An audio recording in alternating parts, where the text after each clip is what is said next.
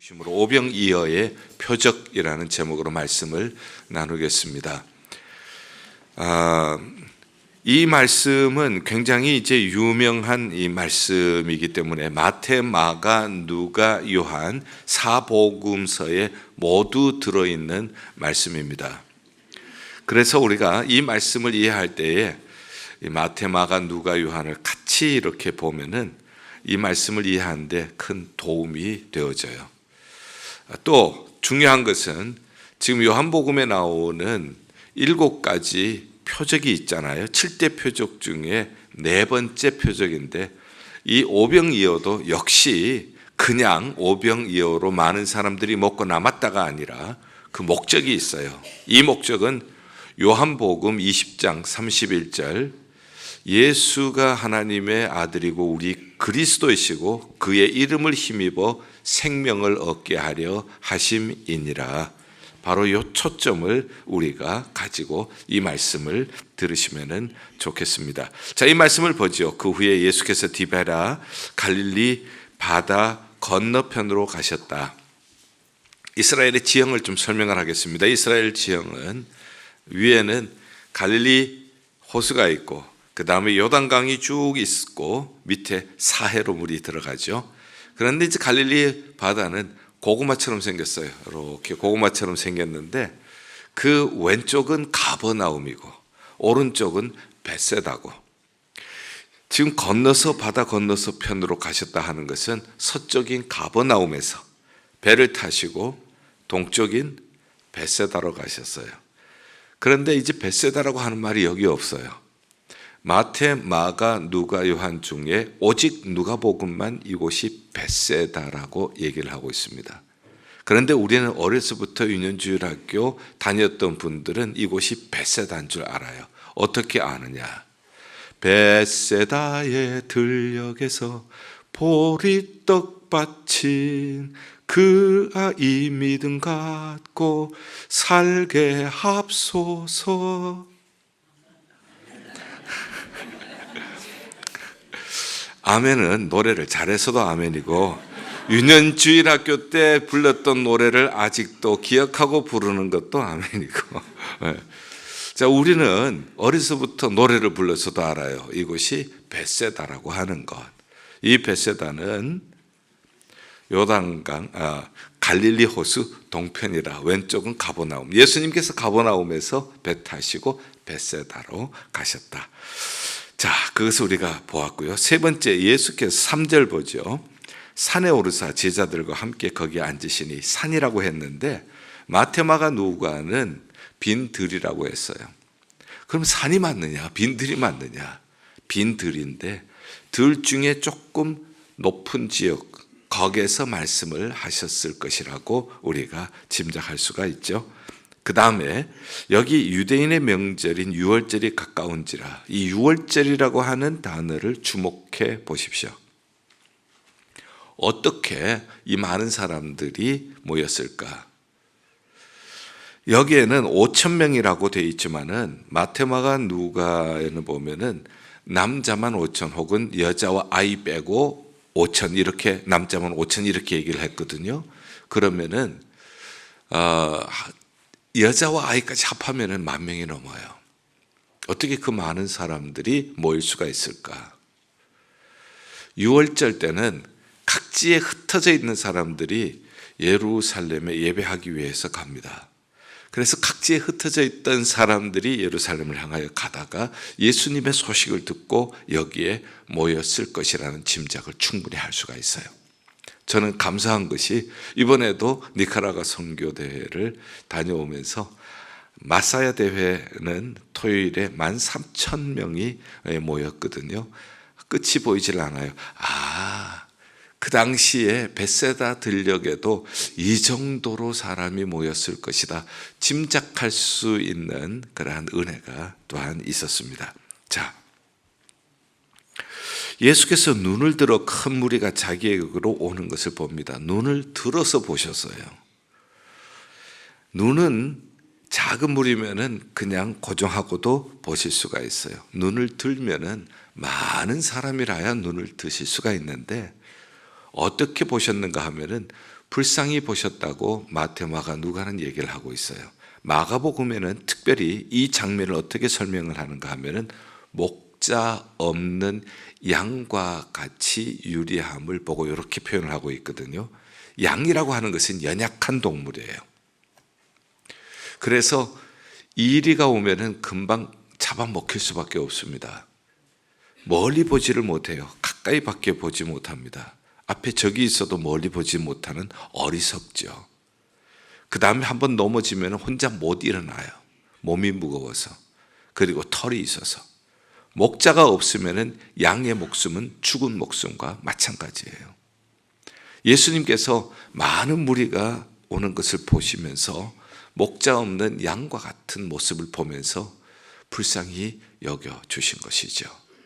동시에 이 말씀은 목자가 없으면 죽을 수밖에 없는 우리 선한 목자가 되시는 예수님이 계시기 때문에 오늘도 예수님 앞에 예배하기 위해서 나오는 여러분들을 불쌍히 여기시고 은혜를 베풀어 주실 줄 믿습니다. 성경은 하나하나 읽으면서 묵상해 보면은 맛이 깊어요.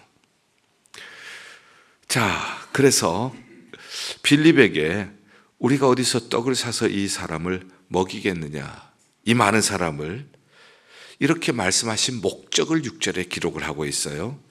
이것은 빌립을 시험하고자 하심이라. 시험이라고 하는 말이 한국말로는 하나이지만은 원어로나 영어로 보면은 세 가지로 표현이 되고 있어요. 하나는 시련, trial, 또는 우리가 실력을 키우기 위해서 오는 테스트, 그리고 또 temptation이라고 하는 것이 있는데 이 temptation, 유혹은 마귀가 주는 거예요. 우리가 쓰러지게 만들기 위해서.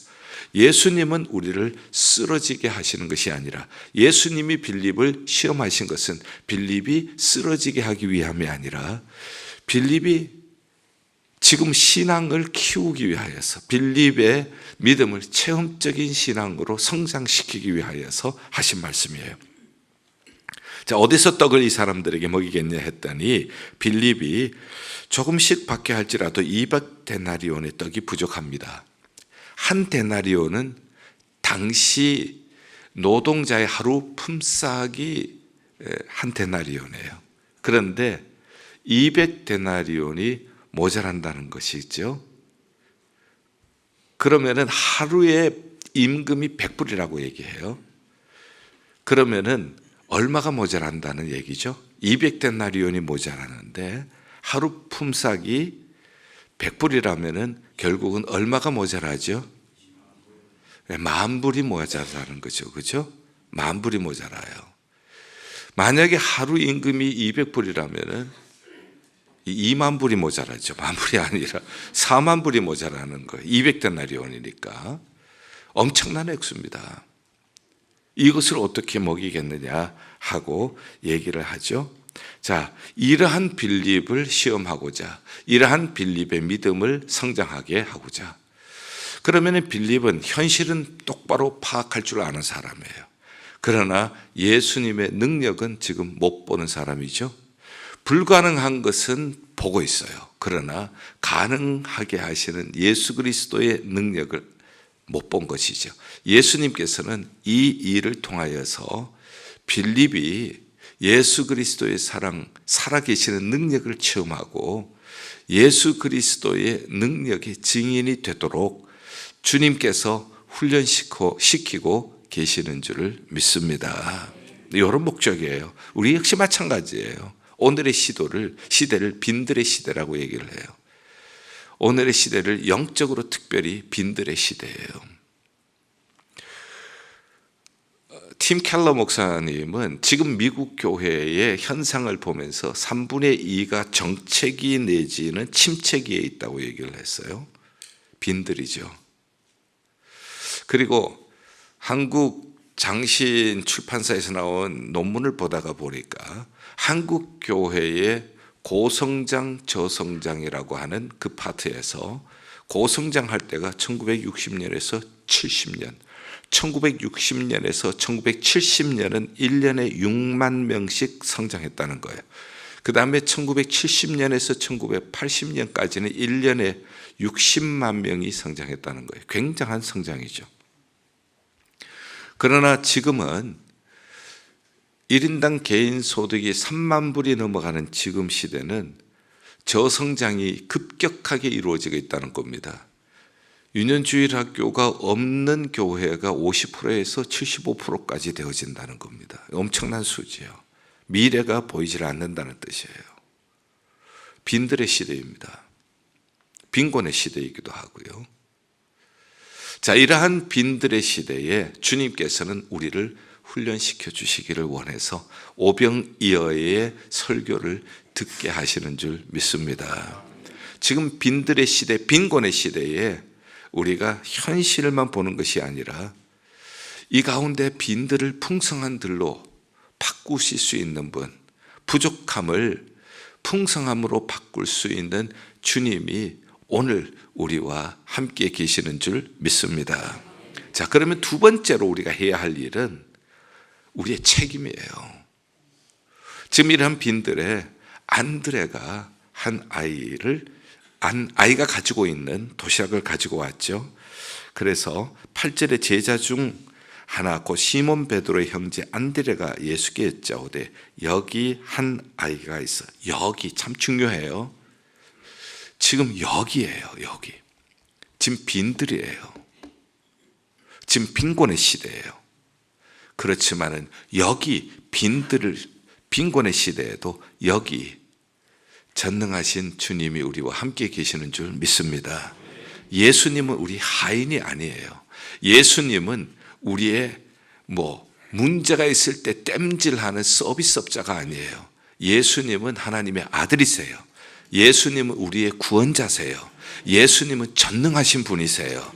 여기 비록 빈들이지만, 여기 비록 빈곤의 시대이지만은 여기 예수님이 계세요. 여기 또 중요한 것은 한 아이가 있어.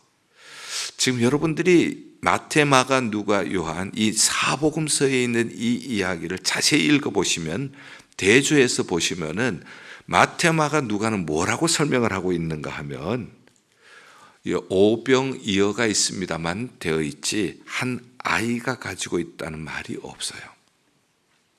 요한복음에만 한 아이라고 표현을 하고 있어요. 이게 중요한 이유는 한 아이일지라도, 한 아이가 가지고 있는 오병이어일지라도 주님께 드리면은 그것이 기적의 씨앗이 될 줄 믿습니다. 한 아이와 같은 제자들이에요. 어부 출신들, 세리들, 보잘것없는 사람들이에요. 그렇지만 이들이 주님의 손에 얹어졌을 때에 온 세계의 복음화를 위하여서 쓰임받는 씨앗이 될 수가 있었던 것입니다. 지금 이것이 이 표적이 주는 의미예요. 그래서 여기 빈곤의 시대, 빈들의 시대이지만 여기 현실은 지금 어둡지만 이 현실을 풍성함으로 변화시켜 주실 수 있는 예수 그리스도께서 여기 이 자리에 우리와 함께 계시는 줄 믿습니다. 우리는 아이와 같아요. 우리는 아이와 같이 어리고, 우리는 아이와 같이 부족하고, 그리고 우리는 오병이어와 같이 우리는 너무너무 턱없이 모자람이 많은 사람이지만 주님 손에 얹어드릴 때 주님께서 역사해 주실 것입니다. 안드레가 뭐라고 얘기를 하는가 하면은 이것이 이 많은 보리떡 5개와 물고기 2마리가 이 많은 사람에게 얼마나 되겠사옵나이까? 얼마나 되겠습니까? 턱없이 부족하지만은 무조건 주님 앞으로 데려다 오는 거예요.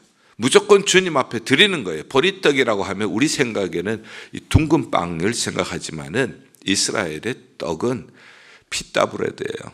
납작한 거예요. 그래서 이 안드레가 중요한 것은 이 아이를 데리고 왔다는 것과, 그리고 이 아이가 중요한 것은 이 아이가 가지고 있는 걸 드렸다는 것이에요. 지금 이 오병이어의 역사가 있고 나서 제일 기뻤던 사람이 누굴까 생각을 해보았어요. 저는 이 아이라고 생각을 해요. 수많은 사람들이 먹었지만 가장 기뻤던 사람은 이 아이다. 왜? 자기 도시락으로 이 많은 사람들을 먹이고 남음이 있었기 때문에 주님께서는 나를 사용하셨습니다. 주님께서는 나의 도시락을 사용하셨습니다. 주님께 쓰임받는 것이 행복이에요.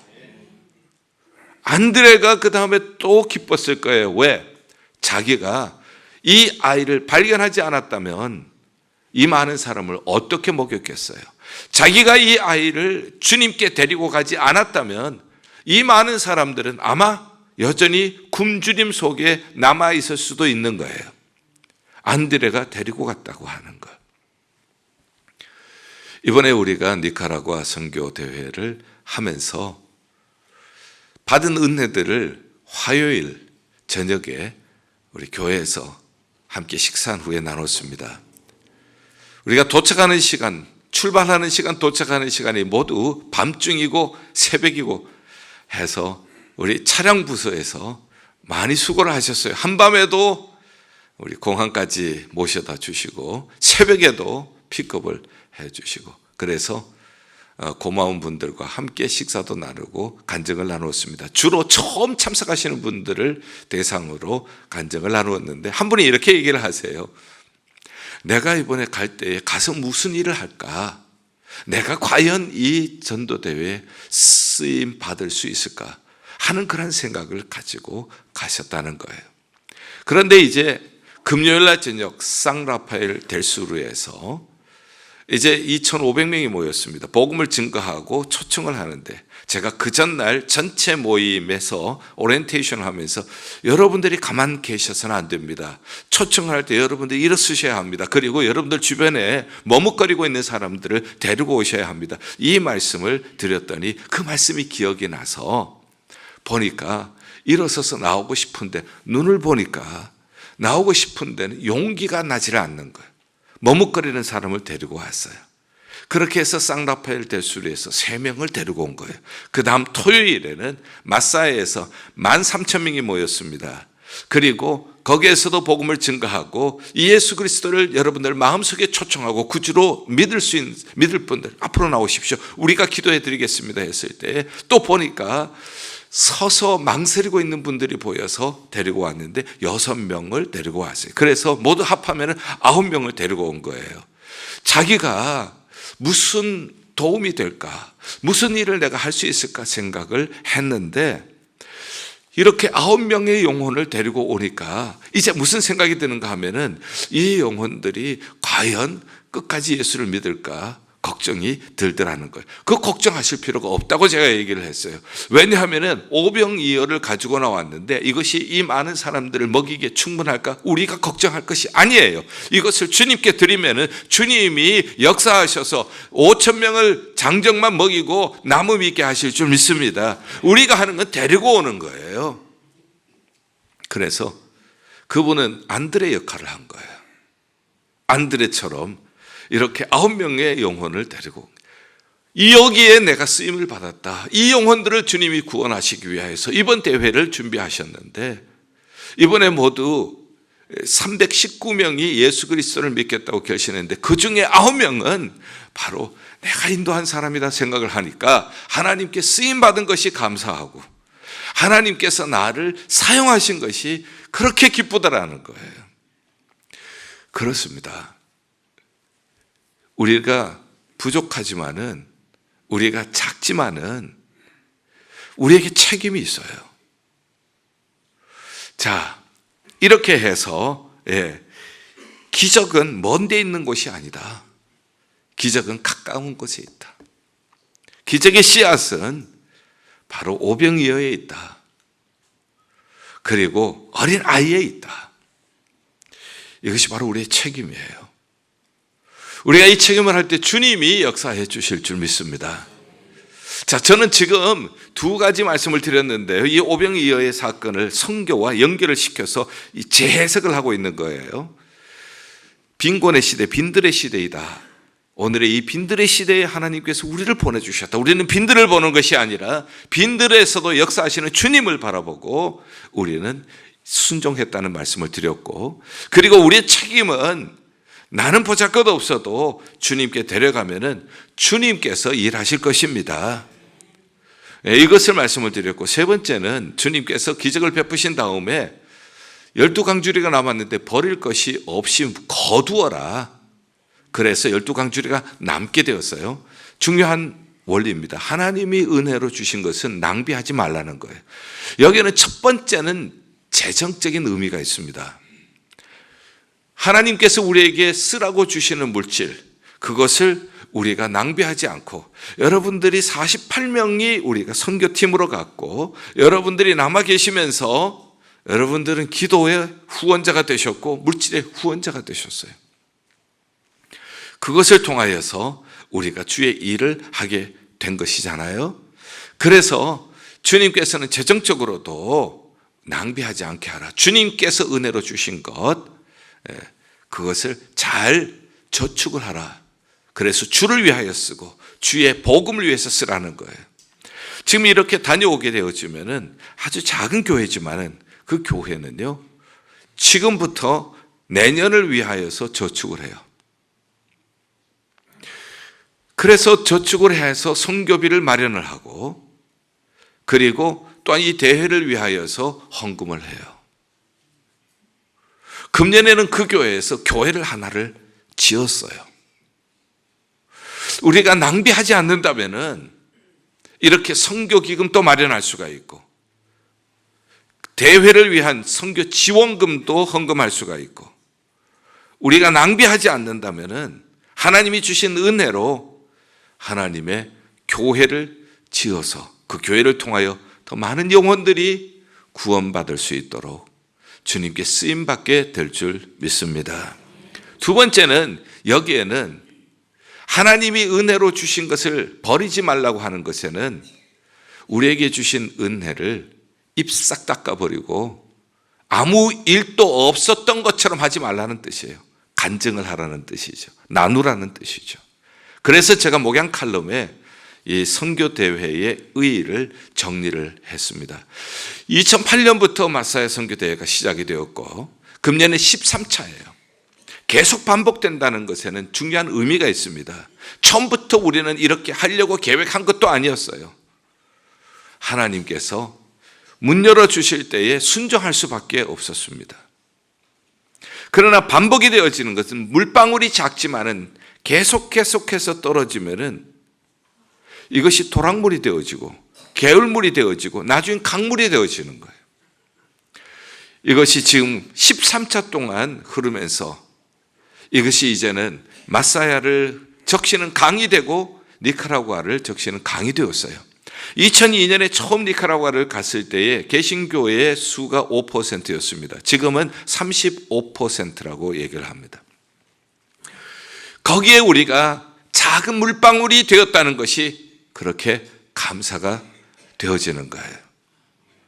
하나님께서 이렇게 이제 사용을 하시는데, 이렇게 사용하시면은 마치 에스겔서 47장처럼 물이 점점 차면서 발목을 적시고 무릎을 적시고 허리를 적시고 몸을 적셔야 하는 그 물이 되었더라. 이 물이 적시는 곳마다, 적셔지는 곳마다 모두가 살고 소성하고 생육하고 번성하더라. 이런 말씀이 나오잖아요. 이제는 작은 물이 발을 적실 때에 그 발이 세상을 향하던 발이 주님께로 돌아오고, 무릎을 적실 때에 이제는 기도하는 무릎이 되어지고, 허리를 적실 때에 이제는 주의 일을 할 때에 내 힘으로 하지 않고 성령의 힘으로 하고, 머리까지 적실 때에 온전히 성령님께 장악되어서 갈라디아 5장 22절 23절에 성령의 9가지 열매가 맺혀지고 성령의 능력으로 권능을 받아 예루살렘과 온 유대와 사마리아와 땅 끝까지 이르러 증인이 되는 역사가 나타나게 될 줄 믿습니다. 이런 은혜가 지금 13차를 통하여서 이루어지는 거예요. 이것을 제가 세 가지로 나누어 봤어요. 이렇게 우리가 13차를 하면서 첫째는 선교지의 부흥이에요. 이 선교지가 살아나기 시작하는데 결신하는 사람들은 주소를 적으면은 그 사람 가까이 있는 곳으로 보냅니다. 지금 24만 명이 13차 동안 복음을 들었고요. 7,500명이 예수 그리스도를 믿는다고 결신을 했었어요. 그래서 보내주면은 거기에서 양육을 합니다. 이 선교대회가 원타임 이벤트가 아니라 교회 살리는 프로젝트예요. 그래서 교회로 가면 교회에서 양육을 해서 1년 뒤에는 세례를 받게 하고 그 교회의 중요한 이제 멤버로 성장하게 되어지죠. 이렇게 해서 교회들이 살아나기를 시작을 합니다. 이런 교회들이 살아나는 중요한 표시가 하나 있는데, 그것은 지금 니카라과는 정치적인 상황으로 말미암아 이 공설운동장을 빌리기가 어렵습니다. 불가능한 정도가 되었어요. 사설은 되거든요. 그래서 우리가 지금 축구장을 빌려서 한 것인데, 그 축구장의 이사들이 누군가 하면은 처음에 20명이었다가 계속해서 지속적으로 참석을 해서 지금 150명이 된 교회가 있어요. 그동안에 교회가 성장하면서 교회도 증축도 하고요. 그 교회 교인들이 이 이사의 3분의 2예요. 그래서 우리가 이 선교대회를 통하여서 교회가 부흥했으니까 이 어려울 때에 우리가 돕는 것이 마땅하다고 해서 축구장을 빌려주고, 그리고 축구장 맞은편에 320대의 버스가 들어올 수 있는 파킹장도 이 교회 교인들이 3분의 2가 이사들이에요. 그래서 거기 축구장도 빌려주고 맞은편에 있는 그러한 파킹장도 빌려줘서 금년에도 대회를 할 수가 있었던 거예요. 교회가 살아나고 지역이 살아나고 교회들을 통하여서 주님의 나라가 이루어지는데, 우리가 마지막 오면서 소망교회에 갔습니다. 소망교회는 2002년에 우리가 처음 갔을 때요, 완전히 진창이었고요. 거기에는 난민촌이었어요. 가니까 완전히 뭐 양철 지붕에 벽은 검은 가비지백으로 이 도배를 해놓았어요. 근데 문을 잠궈 놓고 여기 집회가 있으니까 가자 그러니까 여기 집을 지켜야 된대. 들어가 보니까 집을 뭐가 있길래 집을 지키는가 봤더니 낡은 후라이팬하고 뭐 이런 것들이 있는데 그거 지키려고 있어야 되는데. 그래서 소망교회는 그 사진을 이 벽에 처음부터 지금까지 지금 19개 교회 중에 이동훈 선교사님이 개척하신 19개 교회 중에 가장 수가 많이 모이는 교회가 됐어요. 그리고 그 교회는 이제는 우리에게 받은 그대로 본따서 이제 자립은 벌써 오래전에 됐고요. 여름이면은 단기 팀을 마련해 가지고 의료나 봉사를 하러 산골로 들어가요. 똑같이 우리하고 배운 대로 해요. 그리고 우물 장비를 가지고 우물을 파주고요. 그리고 이번에 복된 교회를 개척을 하고 이제 그 워체스터 장로교회에서 헌당을 했는데, 이 교회가 개척한 거예요. 건물은 뉴욕에서 워체스터 교회가 지어주고, 이 교회가 이렇게 자라나서 선교도 가고 우물도 파주고 교회도 개척하고, 지금 이것이 하나의 샘플로 제가 말씀을 드린 거예요. 현지 교회가 살아나요. 두 번째는 선교사님들이 살아나요. 선교사님들도요, 선교지에서 선교 사역만 하다 보면은 탈진하기가 쉬워요. 엘리야가 탈진한 것처럼. 그런데 한 번씩 1년에 와서 우리가 또 같이 섬기고, 니카라과는 선교사님들이 협조가 잘 돼요. 그래서 이번에도 한국하고 또 미국하고 카나다하고 100여 명이 왔는데, 공항 픽업, 통역, 그 다음에 또 협조하는 모든 일들 이 선교사님들이 도와주세요. 그래서 가능하게 되는 이유 중에 하나인데요, 이분들은 늘 섬기기만 하지 받는 것이 없어요. 그래서 탈진하기 쉽거든요. 제가 도착했더니 목사님 이번에도 기대가 돼요. 작년에도 말씀을 듣고 너무너무 힘이 되었는데 이번에도 기대가 돼요. 이러면서 선교사님들이 말씀을 기대를 하고 계신다는 것을 제가 알게 되었고요. 또 집회가 끝난 다음에 이번에도 은혜가 풍성히 적게 되었습니다. 복음의 엑기스를 쏟아놓듯이 쏟아주셔서 너무너무 풍성한 은혜에 푹 잠기게 되었습니다. 이렇게 말씀을 하시는데 얼마나 감사했는지 몰라요. 현지 선교사님들을 살리는 일을 우리가 하고 있구나. 저들은 늘 가서 섬겨야 되기 때문에 주기만 하지 받는 것이 없어요. 그런데 이렇게 영적인 충만함이 채워진다는 것, 선교사들을 살리는 일을 하게 되었고요. 마지막으로는 우리 선교팀들을 살려요. 이 선교팀들이 교회 안에만 있으면 경험하지 못하는 일들을 많이 경험합니다. 100여 명이 성령 안에서 일사불란하게 움직이는 것은 성령의 능력 아니고는 불가능한 일이에요. 그것을 성령 안에서 경험을 하게 되어지고요. 아까 말씀드린 것처럼 이렇게 구원 초청을 하는데 이상하게 따라와. 네. 이것도 체험을 하게 되어지고 나온 사람들을 붙잡고 기도하는데 울어요. 가슴이 뜨거워지는 것이죠. 이렇게 하면서 선교지 체험이 나의 신앙의 원색적인 체험을 회복하게 만들어주는 거예요. 교회 안에만 머물러 있으면은 물이 고이면 썩어요. 그래서 서로 비교하고 누가 잘하고 누가 못하고 이런 것으로 에너지를 다 소모할 수 있는데, 함께 나가서 성도들은 기도로 지원하고 물질로 지원하고 나가는 분들은 이렇게 생명을 살리고 기도해주고 이렇게 돌아오니까 새로워지는 거예요. 은혜의 물이 들어오고 은혜의 바람이 들어오는 거예요. 그래서 돌아와서는 간증을 하는 거예요. 이런 은혜를 우리가 나누었을 때 교회는, 믿음의 공동체는 신선한 성령의 새바람이 불어오게 될 줄 믿습니다. 어떤 집사님은 또 그 말씀 또 하세요. 문을 닫고 이렇게 갔는데 걱정도 되지만은 다행히 커스터머들이 좋은 일 하고 오니까 잘 다녀오라고. 그 다녀와서 이제 문을 닫았잖아요. 그러면 그동안 매상이 줄 것 아니겠어요? 근데 그 다음날 오랫동안 안 오던 커스터머도 찾아오고 막 매상이 파고 오르니까 다시 한번 또 하나님께서 먼저 그의 나라와 의를 구하는 자에게 모든 것을 더하신다는 이 말씀이 체험이 되어진다는 거예요. 이렇게 우리가 복음이 머리로만 있는 것이 아니라 우리 가슴으로 내려오기 위해서 이러한 은혜를 하나님께서 주셨다. 빌립과 같은 사람, 현실만 볼 줄 아는 사람, 그러한 사람을 빈들에서 주님이 계시고 주님이 기적을 하게 하셔서 기적의 증인이 되도록 우리를 훈련시키신 줄 믿습니다. 결론적으로 말씀을 드립니다. 이 요한복음의 오병이어는 마태, 마가, 누가의 복음과 또 이야기와 또 달라요. 왜냐하면 22절부터 71절까지는 이 기적에 대한 의미를 해석을 하고 있는데, 한번 보죠. 26절. 예수께서 대답하여 이르시되 내가 진실로 진실로 너희에게 이르노니 너희가 나를 찾는 것은 표적을 본 까닭이 아니요 떡을 먹고 배부른 까닭이로다. 떡에 관심이 있어서 이렇게 많이 모였다는 거예요. 표적이라고 하는 것은 이 떡의 의미가 뭔지 그것이 중요한데 그것보다가는 떡 자체에 머물러 있다는 거예요.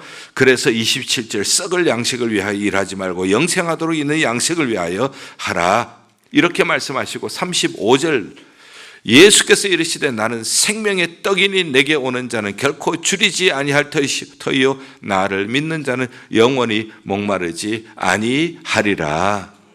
예수님의 자기 표현, 내가 생명의 떡이다. 그래서 예수님께 나오는 자는 줄이지 아니할 것이다. 아모스 8장 11절. 먹을 것이 없어서 이 시대가 굶주린 것이 아니고 마실 물이 없어서 목마름이 아니라 여호와의 말씀을 듣지 못하는 기갈이라. 이 시대의 빈곤은, 이 시대의 빈들은 영적인 빈곤이고 영적인 빈들인데 이것은 먹을 것이 없어서가 아니고 마실 물이 없어서가 아니고 여호와의 말씀을 듣지 못한 기갈이라고 말씀을 하셨어요. 이것을 예수님께서 말씀을 하고 계시는 겁니다. 그래서 우리는 먼저는 이 떡을 먹고 그 떡의 의미를 같이 설명해 주기 위하여서 오전과 오후에는 이렇게 사랑의 섬김을 했습니다. 그래서 중보기도 사역도, 의료 사역도, 그리고 미용과 네일 사역도 하고 사랑의 섬김을 했고, 오후에는 저녁 집회를 통하여서 생명의 떡을 나눠주는 사역을 하게 된 거예요. 그렇게 해서 우리가 이 미션을 통하여서 떡도 주고 생명의 양식도 나눠주고 이렇게 해서 목자 없는 양과 같이 굶주리고 방황하는 영혼들에게 목자 예수 그리스도를 소개하고 예수 그리스도로 말미암아 영과 육을 치유하고 회복하는 일에 하나님께서 우리를 불러주신 줄 믿습니다. 사랑하는 성도 여러분, 지금은 빈들의 시대입니다. 빈곤의 시대입니다. 영적으로 빈곤합니다. 먹을 것이 없어서, 마실 물이 없어서가 아니에요. 말씀이 없어서 지금 빈곤하고 있는 이 시대에 우리의 책임이 있습니다. 우리의 책임은 부족하지만 오병이어를 주님께 드리는 것입니다. 부족하지만은 어린 아이를 주님께 데려오는 것이에요. 이 일이 어떻게 될는지 우리는 모르지만은 주님께서 반드시 축사하시고 감사하시고 작은 것을 감사하시고 풍성함으로 나눠주실 줄 믿습니다. 이 주님의 역사, 이 주님의 생명을 살리는 역사에 오늘 또 쓰임받게 하시는 하나님께 감사를 드립니다. 앞으로 주님 오시는 그날까지 우리가 이 주님의 생명을 살리시는 역사에 귀하게 쓰임받는 우리 예일교회가 되기를 주님의 이름으로 축원합니다. 기도하겠습니다. 하나님, 굶주림의 시대에 생명의 양식 예수님을 풍성히 나누어주는 예일교회 되게 하여 주시옵소서. 예수 그리스도 이름으로 기도하옵나이다. 아멘.